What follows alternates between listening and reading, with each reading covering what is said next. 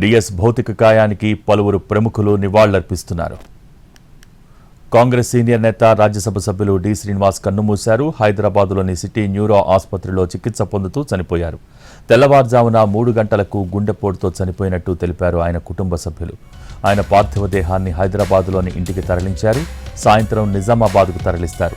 ఇక రేపు నిజామాబాద్లో అంత్యక్రియలు నిర్వహించనున్నారు. ఒకసారి కాదు, కాంగ్రెస్ పార్టీ 2 సార్లు ఆయనకు పిసిసి అధ్యక్షుడు ఇచ్చినటువంటి ఘనత, అందులో బీసీ నాయకుడుగా పేరు తెచ్చుకున్నటువంటి వ్యక్తి. కానీ ఆయన బాగా గత కొద్ది రోజుల నుంచి అనారోగ్యంగా ఉండడం వల్ల తెల్లవారుజామున ఆయన చనిపోవడం జరిగింది. ఇవాళ ఆయన చనిపోవడం నాకు చాలా బాధ ఉన్నది. ఒక బీసీ నాయకుడుగా, అందులో మునూరు కాపు సామాజిక వర్గం చెందిన వ్యక్తి చనిపోవడం, వాళ్ళకు భగవంతుడు వాళ్ళ కుటుంబ సభ్యులకు భగవంతుడు ఆయుధాలు.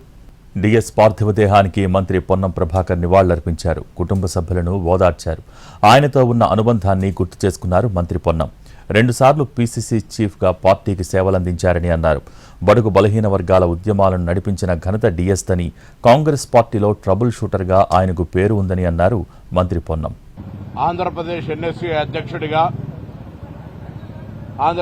ప్రదేశ్ కాంగ్రెస్ అధ్యక్షుడిగా, 2 సార్లు కాంగ్రెస్ అధికారంలోకి వచ్చినప్పుడు అధ్యక్షుడిగా, రాష్ట్ర మంత్రిగా అనేకమైనటువంటి బలహీన వర్గాల ఉద్యమాల్లో, తెలంగాణ ఉద్యమాల్లో పాల్గొన్నటువంటి పెద్దలు డి శ్రీనివాస్ గారి మృతి పట్ల ప్రగాఢ సంతాపాన్ని, వారి కుటుంబ సభ్యులకు సానుభూతిని వ్యక్తం చేస్తా ఉన్నాం. ఈరోజు ఏదైనా కాంగ్రెస్ పార్టీలో అంతర్గతంగా సమస్య ఏర్పడితే డి శ్రీనివాస్ గారు ఒక పరిష్కారానికి ట్రబుల్ షూటర్గా కాంగ్రెస్ పార్టీని సమన్వయం చేయడంలో కానీ, అనేక అంశాలు, టెలిఫోన్ పక్కనుంటే సీనన్న ఎంత పెద్ద చక్రమైన తిప్పుతాడనేటువంటి ఒక పేరున్నటువంటి వ్యక్తిగా కాంగ్రెస్ పార్టీకి సంబంధించి నాయకత్వంలో సమన్వయం చేసినటువంటి వ్యక్తి. అదేవిధంగా తెలంగాణ ఉద్యమంలో మేము పార్లమెంట్ సభ్యులుగా ఉన్నప్పుడు కావచ్చు, దానికంటే ముందు కూడా ప్రణబ్ ముఖర్జీ గారికి తెలంగాణ కాంగ్రెస్ పక్షాన కలిసి తెలంగాణ ఏర్పాటు పట్ల వివరించినటువంటి వ్యక్తి. బలహీన వర్గాల ఉద్యమంలో కూడా అనేకంగా బలహీన వర్గాల రాజకీయాలకు సంబంధించినటువంటి నాయకత్వాన్ని సహకారం అందించాడు. ఈ విధంగా డి శ్రీనివాస్ గారి మృతి తప్పకుండా కాంగ్రెస్ పార్టీకి సంబంధించి, మరి గతంలో గాంధీ భవన్కి వచ్చినాడు, ఆ రోజు కలవడం జరిగింది. చివరిగా దాని తర్వాత కలవలేకపోయినాం. వారి సహవాసం, వారి యొక్క ఆలోచన, వారికి ఉండబడేటువంటి క్రైసిస్ మేనేజ్మెంట్ స్కిల్స్లా వారిని మించి ఎవరు లేరు.